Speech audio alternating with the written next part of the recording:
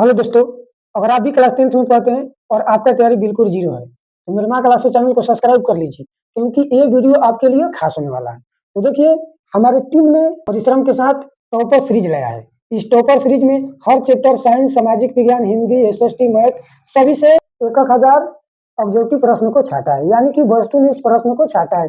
हमारे प्रश्न को उस तरह छाटा गया है जिस तरह दूध से मथकर घी निकाला जाता है। उसी प्रकार हमारी टीम ने पूरी किताब से मथकर मात्र 1000 वस्तुनिष्ठ प्रश्न को छाटे हैं। इस 1000 वस्तुनिष्ठ प्रश्न से आपके बोर्ड के एग्जाम में क्वेश्चन इसी से आएंगे। इससे बाहर आपके बोर्ड के एग्जाम में क्वेश्चन देखने को नहीं मिलेगा। तो हम आपसे अनुरोध करते हैं कि इस चैनल को सब्सक्राइब कर लीजिए और लास्ट समय में अपनी तैयारी को बेहतरीन कर लीजिए। और देर न करते हुए हम चलते हैं अपने पहला प्रश्न की ओर। आइए, हमारा पहला प्रश्न है, यदि भाग प्रथम ए बराबर बी क्यू प्लस आर में बी बराबर 4, क्यू बराबर 5 और आर बराबर 1 दिया है, तो आपका ये का मान ज्ञात करना है। देखिए, अगर इस प्रकार का प्रश्न है तो आपको कुछ नहीं करना है। आपको करना क्या है? देखिए, आपको करना क्या है, ए बराबर B Q plus R. R में देखिए आपको क्या दिया है, ए का मान ज्ञात करना है, तो ये क्या स्थान पर कुछ नहीं लिखना है। और बी बराबर क्या दिया है, 4 सेंटीमीटर, तो यहाँ कुछ नहीं है तो इंटू रहता है। क्यू बराबर क्या दिया है, 5 सेंटीमीटर, तो यहाँ पर 5 सेंटीमीटर, प्लस है तो प्लस। आर बराबर कितना दिया है, 1 दिया है, तो आपको 1 बैठाना है। देखिए, और ए बराबर क्या है, 4, 4 में 5 में गुना कीजिएगा तो 4 5 20 होता है, और प्लस 1 होता है, क्या होता है, 1 होता है। और ये बराबर क्या हुआ हमारा, 21 सेंटीमीटर, यानी कि ऑप्शन नंबर क्या हुआ, ऑप्शन नंबर बी, यानी कि मेरा ऑप्शन नंबर बी आपका क्या सही है, 21। क्या आपको दिक्कत हुआ? देखिए, इस प्रकार के प्रश्न आपके बोर्ड के एग्जाम में एक या दो जरूर देखने को मिलेगा, तो आपको ऐसे ही बना देना है।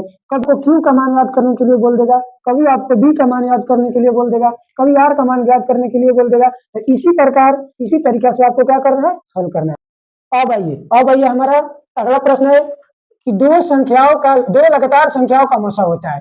देखिए, इस टाइप के क्वेश्चन से आपके बोर्ड के एग्जाम में एक क्वेश्चन या दो क्वेश्चन जरूर देखने के लिए मिलेगा कि दो लगातार संख्याओं का मसा होता है। आपको दो लगातार संख्याओं का मसा पूछे तो क्या मारना है, एक मारना है। दो लगातार संख्याओं का मसा पूछे तो क्या मारना है, एक मारना है, यानी कि ऑप्शन नंबर सी क्या होगा, एक होगा। अगर दो लगातार विषम संख्याओं का मसा पूछे तो आपको एक ही मारना है। देखिए, दो लगातार विषम संख्याओं का भी मसा एक होता है, और आपको पूछ दे कि दो लगातार सम संख्याओं का मसा क्या होता है, तो क्या होता है, दो लगातार सम संख्या का मसा 2 होता है। क्या होता है, 2 होता है। आपको इस पॉइंट को याद रखना है कि दो लगातार सम संख्याओं का मसा क्या होता है, दो लगातार संख्याओं का मसा क्या होता है, दो लगातार विषम संख्याओं का मसा क्या क्या होता है। आपको ये पॉइंट को याद रखना है। अब आइए हमारा अगला प्रश्न है कि निम्नलिखित में कौन बहुपद नहीं है। देखिए, ये प्रश्न आपके बोर्ड के एग्जाम में काफी बार देखने को पूछा है। आइए, प्रश्न आपको बोर्ड के एग्जाम में काफी बार देखने को मिला है, तो आपको क्या करना है, निम्नलिखित में से कौन बहुपद नहीं है। अगर ऐसा सवाल आ जाए बहुपद पता चलने के लिए तो आपको 3 पॉइंट याद रखना है। देखिए, क्या पहला नंबर की चर का मान, चर बोले थे एक्स वाई जेड, क्या होता है, ए बी सी डी, क्या होता है, चर होता है। चर का मान बट्टा में नहीं होना चाहिए, यानी कि बट्टा में नहीं होना चाहिए। और दूसरा पॉइंट आपको कि जो होता है चर का घात माइनस में नहीं होना चाहिए, यानी कि माइनस में नहीं होना चाहिए। और तीसरा पॉइंट है कि चर का मान रूट में नहीं होना चाहिए। 3 पॉइंट आपको क्या करना है, याद रखना है। तो देखिए, निम्नलिखित में से कौन बहुपद नहीं है, तो क्या है, ऑप्शन नंबर सी, इसका क्या है, चर में क्या है, इसका बट्टा में क्या है, चर है, इसका बट्टा में क्या है, चर है, इसलिए क्या होगा, बहुपद नहीं होगा। ऑप्शन नंबर बी, यानी कि क्या होगा, ऑप्शन नंबर बी आपका क्या होगा, सही होगा। क्या होगा, ऑप्शन नंबर बी आपका सही होगा। उम्मीद करता हूँ कि आप सबके वीडियो काफी समझ में आ रहा होगा। तो काफी समझ में आ रहा होगा तो इस वीडियो को लाइक कर दीजिए और अपने दोस्तों के पास शेयर कर दीजिए, ताकि वो लोग भी इमा क्लासेस से जुड़े और अपना तैयारी को बेहतरीन करें। तो चलिए हम अपने प्रश्न की ओर चलते हैं। तो अब आइए अगला प्रश्न है, निम्नलिखित में से किस द्विघात बहुपद के शून्यक -2 और 2 है। देखिए, ऐसा प्रश्न आपको काफी देखने को मिलेगा। अगर ऐसे ऐसे प्रश्न रउरा सबके देखे के मिली तो कुछ नहीं करे के, क्या करे के बाद शून्य के देख, शून्य के क्या करे के बाद, दोनों शून्य के एक बार जोड़ लेने के बाद, क्या करे के बाद, दोनों शून्य के एक बार जोड़ लेने के बाद, और दोनों शून्य के एक बार गुना कर लेने के बाद, अगर जोड़ दी तो -2 और +2 तो क्या हो जाए, 0 हो जाए। क्या हो जाए, रउरा सब बताई 0 हो जाए। और एक बार करके गुना करल जाए तो क्या हो जाए, -4 आ जाए। तो क्या करना है आपको, द्विघात बहुपद का व्यापक रूप क्या होता है, उसी तरह क्या करना है, बैठा लेना है। अगर जीरो है तो एक्स क्या हो जाएगा, जीरो हो जाएगा, उसके बाद क्या बचेगा, चार, तो क्या हो जाएगा, ये क्या हो जाएगा आपका आंसर। ये किसमें दिया है, ऑप्शन नंबर बी, यानी कि क्या हो जाएगा हमारा ऑप्शन नंबर बी सही हो जाएगा। क्या आपको कुछ प्रॉब्लम हुआ, देखिए इसी तरह आपको शॉर्ट तरीका से क्या करना है, बोर्ड के एग्जाम में बना के आना है, जिससे आपका टाइम काफी मात्रा में बचे। अब आइए हमारा अगला प्रश्न है कि एक रैखिक समीकरण का घात होगा। देखिए रैखिक समीकरण बोले तो उसका घात क्या होता है, एक रैखिक समीकरण बोले तो उसका घात क्या होता है, एक होता है, यानी कि ऑप्शन नंबर सी, यानी कि उसका घात क्या होता है, एक होता है। क्या होता है, उसका घात एक होता है, ऑप्शन नंबर क्या होगा, सी होगा। रैखिक बहुपद का घात क्या होता है, एक होता है। आपको याद रखना है कि रैखिक समीकरण का घात क्या होता है, एक होता है। तो चलिए अब हम देरी न करते हुए अगला प्रश्न की ओर चलते हैं। हमारा अगला प्रश्न है कि रैखिक समीकरण का युग्म असंगत है। देखिए संगत है तो उसका क्या होता है, केवल एक हल होता है। क्या होता है, बोला है कि रैखिक समीकरण का युग्म असंगत है तो उसका हल कैसा होगा, तो उसका हल क्या होगा, समानांतर होगा। क्या होगा, समानांतर होगा। तो ऑप्शन नंबर क्या होगा, ए। क्या होगा, ये ऑप्शन नंबर क्या होगा, ए। कैसा होगा, तो समानांतर होगा। देखिए ऐसा प्रश्न आपको जरूर देखने को मिलेगा, तो आपको संगत असंगत ये सब आपको बुक में दिया हुआ है, पूरा आपको क्या चार्ट दिया हुआ है, आप उस चार्ट को क्या करना है, याद कर लेना है। क्या करना है, आपको याद कर लेना है। देखिए देखिए हमारा अगला प्रश्न है कि निम्नलिखित में कौन द्विघात समीकरण है। बहुत बच्चों को कंफ्यूज हो जाते हैं कि द्विघात बहुपद क्या है, द्विघात समीकरण में अंतर क्या है। देखिए द्विघात बहुपद वो होता है, क्या होता है, द्विघात बहुपद के बराबर में शून्य नहीं होता है, और द्विघात समीकरण के बराबर में शून्य होता है।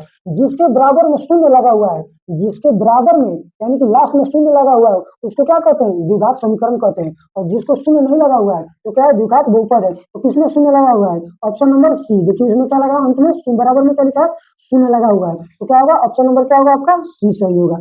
देखिए देखिए हमारा अगला प्रश्न है कि निम्नलिखित में से कौन समानांतर श्रेणी नहीं है। आपको समानांतर श्रेणी चुनने के लिए हम आपको एक जबरदस्त उपाय बता रहे हैं। देखिए अगर अगर दोनों के गैप के बीच समान दूरी हो, यानी कि समान का हो, यानी कि देखिए पहला ऑप्शन दिया हुआ है एक दो तीन, क्या है, एक ही का अंतर है। क्या है, एक ही का अंतर है। क्या है, एक ही का अंतर है। और देखिए सभी में क्या है, इसमें क्या है, दो तीन छह बारह, इसमें क्या है, तीन तीन का अंतर है। इसमें क्या है, तीन तीन का अंतर है। और अगला ऑप्शन में क्या दो दो का अंतर है। और देखिए ऑप्शन नंबर डी में क्या दिया है, दो का स्क्वायर, फिर क्या दिया है, चार का स्क्वायर। इसमें कितना हुआ, चार हुआ, एक क्या हुआ, 16 हुआ। तो अंतर क्या हुआ, फिर दिया है तीन, तीन का स्क्वायर। देखिए क्या हुआ, इसका अंतर क्या हुआ, भिन्न भिन्न आया। तो क्या है, जिसका अंतर भिन्न भिन्न है, बीच के दूरी का अंतर क्या है, भिन्न भिन्न है, तो क्या है, समानांतर श्रेणी नहीं है। तो देखिए ऑप्शन नंबर क्या हो जाएगा हमारा, ऑप्शन नंबर डी हो जाएगा, यानी कि यही जो ऑप्शन है ये समानांतर श्रेणी नहीं है। अब आइए हमारा अगला प्रश्न है कि समानांतर श्रेणी दो चार छह आठ डॉट डॉट डॉट का सार्वंतर है। देखिए अगर आपका सार्वंतर निकालने के लिए तो आपको कुछ नहीं करना है। देखिए दूसरा पद में से पहला पद क्या करना है, घटा लेना है। तो मेरा दूसरा पद क्या दिया है, चार दिया है।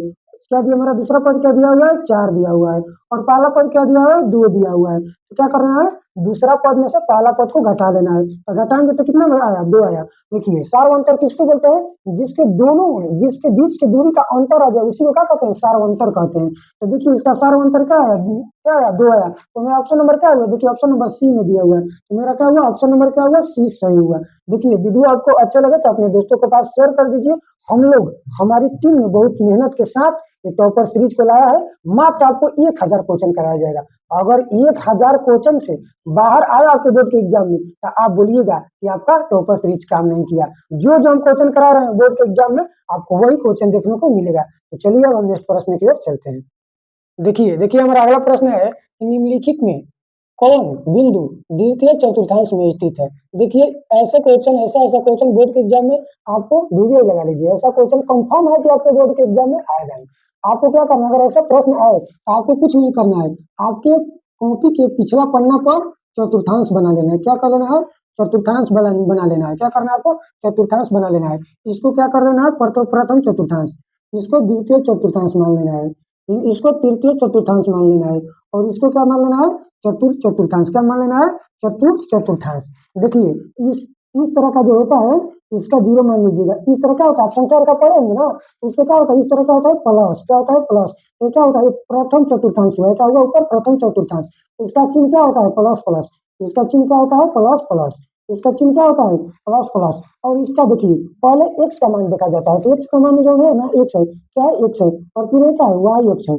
देखिए पहले एक्स का, तो एक्स का है यहाँ पर, एक्स का है यहाँ पर माइनस, तो पहले माइनस का चिन्ह लिखिए, फिर उसके बाद क्या है, वाई का क्या चिन्ह प्लस है, तो क्या हुआ प्लस, द्वितीय चतुर्थांश का चिन्ह क्या हुआ माइनस प्लस, क्या हुआ माइनस प्लस। अब आइए तृतीय चतुर्थांश, पहले का आपको प्राथमिकता देना है एक्स को, क्या देना है प्राथमिकता एक्स को, तो एक्स ये है, एक्स का चिन्ह क्या है माइनस है, इधर प्लस होता है इधर क्या होता है माइनस होता है, तो इधर देखिए क्या होता है प्लस होता है इधर क्या होता है माइनस होता है, तो इधर पहले माइनस लिखेंगे, फिर उसके बाद वाई का क्या है माइनस है, तो क्या है माइनस माइनस होता है, तृतीय चतुर्थांश का चिन्ह क्या होता है माइनस माइनस। अब ये चतुर्थांश ये क्या है प्लस है, तो ये प्लस हुआ, क्या हुआ प्लस हुआ, तो क्या हुआ माइनस, तो क्या हुआ माइनस। आपको क्या सवाल दिया है निम्नलिखित में किस बिंदु चतुर्थ चतुर्थांश में स्थित है, तो क्या हुआ ऑप्शन क्या चिन्ह देखिए प्लस प्लस, यानी कि द्वितीय चतुर्थांश का चिन्ह क्या है माइनस प्लस, तो देखिए ऑप्शन में कौन माइनस प्लस आपको दिख रहा है, ऑप्शन नंबर ए क्या दिख रहा है, ऑप्शन नंबर ए क्या -3 और 2 दिया है, तो क्या हुआ यही क्या हुआ आपका आंसर। अब आइए हमारा बिहार में, देखिए अगला प्रश्न है मूल बिंदु का निर्देशांक होता है, ये भी क्वेश्चन है कि मूल बिंदु का निर्देशांक क्या होता है, आपको क्या करना है जीरो जीरो, मूल बिंदु का निर्देशांक क्या होता है जीरो जीरो, आपको याद रखना है कि मूल बिंदु का निर्देशांक क्या होता है जीरो जीरो, यानी कि ऑप्शन नंबर ए क्या होगा जीरो जीरो, मूल बिंदु का निर्देशांक क्या होता है जीरो जीरो, आपको क्या करना है सवाल को याद रखना है कि मूल बिंदु का निर्देशांक जीरो जीरो होता है।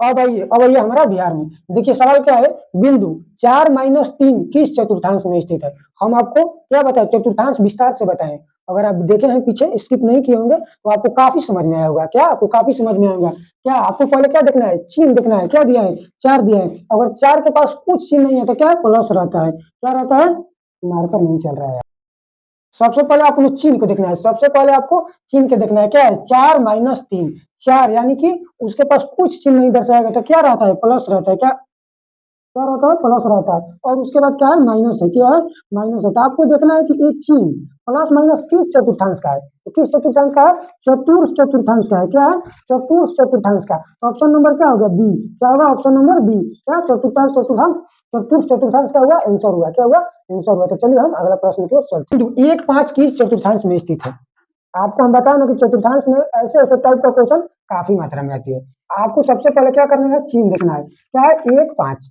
आपको हम क्या बताएं कि जिसका चिन्ह नहीं दर्शाया गया है तो उसके चिन्ह आपको क्या मानना है प्लस मानना है, एक दिया हुआ है तो इसका चिन्ह क्या है प्लस है, फिर क्या दिया है 5 दिया हुआ है तो इसका चिन्ह क्या है प्लस है। अब आप देखिए कि प्लस प्लस चिन्ह किस चतुर्थांश का होता है, आपको देखना है कि प्लस प्लस चिन्ह किस चतुर्थांश का होता है, तो प्रथम चतुर्थांश, यानी कि ऑप्शन नंबर ई क्या हुआ ऑप्शन नंबर ई आपका सही हुआ प्रथम चतुर्थांश। तो देखिए हम आपसे एक अनुरोध करना चाहते हैं कि इस वीडियो को आप ज्यादा से ज्यादा अपने दोस्तों के पास शेयर कर दीजिए, क्योंकि हंस के हंसा के हमके पढ़ावल गइल बा, हंस के हंसा के हमके पढ़ावल गइल बा, केहू के दिल मत टुकैया ऐसन बात बतावल गइल बा, तोहरा वजह से केहू के आंख में आंसू ना आवे के चाहिए, ऐसन संस्कार हमके सिखावल गइल बा। अब ये हमारा अगला प्रश्न है cos 38 cos 52 minus sine 38 sine 52 मान होगा, देखिए ऐसा ऐसा प्रश्न आपको बोर्ड के एग्जाम में काफी मात्रा में देखने को मिलेगा। आपको क्या करना है cos 38 और cos 52, क्या है cos 38 cos 52 को जोड़ने पर क्या हो जाएगा, अगर 90 हो जाए तो उसका मान क्या लिख देना है 1 लिखना है, और बीच में माइनस है तो माइनस लिखना है, उसके बाद साइन 38 फिर साइन 52 उसका भी जोड़ने पर अगर 90 आ जाए तो उसका मान क्या होगा 1 होगा, क्या होगा 1 होगा, अगर 1 में से 1 घटाइएगा तो क्या होगा 0, यानी कि ऑप्शन नंबर क्या होगा सी, आपका ऑप्शन नंबर सी यानी कि 0 आंसर भाई, कोई दिक्कत आई। मेरा अगला प्रश्न है, देखिए बोले ना कैसे ऐसा आपके बोर्ड के एग्जाम में क्वेश्चन काफी मात्रा में आता है, दिया है 10 49 बटे cot 41, देखिए क्या दिया है, हम आपको क्या बोले कि 10 49 cot 41 अगर दोनों के जोड़ने पर 90 आ जाए तो अगर दोनों के जोड़ने पर 90 आ जाए तो आपको आंख मूंद के ऑप्शन क्या मारना है 1 मारना है, क्या मारना है 1 मारना है, अगर दोनों के जोड़ने पर 90 आ जाए तो आपको क्या मारना है 1 मारना है, यानी कि ऑप्शन नंबर क्या होगा देखिए ए में दिया हुआ 1, यानी कि ऑप्शन नंबर क्या होगा 1 सही हो गया, कुछ दिक्कत हुआ, तो चलिए हम अगला प्रश्न की ओर चलते हैं। प्रश्न है कि दो वृत्तों के परिधि का अनुपात 5:7 है तो उनके त्रिज्या का अनुपात क्या होगी, देखिए आपको ऐसा ऐसा प्रश्न लगभग 2 या 3 मिलेगा कि दो वृत्तों की परिधि का अनुपात 5:7 है तो त्रिज्या का अनुपात भी टू तैयार होता है, त्रिज्या भी टू तैयार होता है, तो इसका क्या होगा 10 का 10 हो जाएगा, अगर 5 अनुपात क्या है 5:7 है तो इसका परिधि का अनुपात 5:7 है और त्रिज्या का अनुपात भी क्या होगा 5 अनुपात क्या होगा 7 होगा, क्या होगा 5:7 होगा, ऑप्शन नंबर क्या है देखिए ऑप्शन नंबर सी में दिया हुआ है, क्या होगा 5:7 होगा, कुछ दिक्कत हुआ आपको, तो चलिए हम अगला प्रश्न इसी टाइप का और एक क्वेश्चन आता है कि दो वृत्तों का त्रिज्या का अनुपात क्या है 5:8 है, क्या है 5:8 है, तो उनको क्षेत्रफल का अनुपात क्या होगा, यहाँ पर क्षेत्रफल का अनुपात पूछे तो डबल कर देना है, क्या कर देना है डबल। त्रिज्या का अनुपात क्या दिया है 5:8 दिया हुआ है, तो क्या कर देना है डबल, 50 कर देना है, और 8 64, यानी कि ऑप्शन नंबर किसमें है, ऑप्शन नंबर किसमें है, डी में है, क्या है ऑप्शन नंबर डी क्या होगा आपका सही होगा, क्या ऑप्शन नंबर डी आपका सही होगा। इस दोनों पॉइंट को आपको क्या रखना है, क्लियर रखना है। ऐसा प्रश्न आपको बोर्ड के एग्जाम में वीडियो लगा लीजिए, काफी है कि आपको देखने को, हम उम्मीद है कि देखने को मिलेगा ही। देखिए हम इसमें इस वीडियो में आपको इस वीवीआई वस्तुनिष्ठ कराए, और काफी अगला वीडियो हम लोग हर चैप्टर से हर टॉपिक से आपको क्वेश्चन लाएंगे। सबसे पहले वीडियो आए और आपके पास नोटिफिकेशन जाए कि वीडियो क्या यूट्यूब पर अपलोड हो गया, मेरे चैनल को सब्सक्राइब कर लीजिए और अपने दोस्तों के पास शेयर कर दीजिए, क्योंकि तो हम मिलते हैं आपसे और नेक्स्ट वीडियो में। तो यही तक, थैंक यू, धन्यवाद।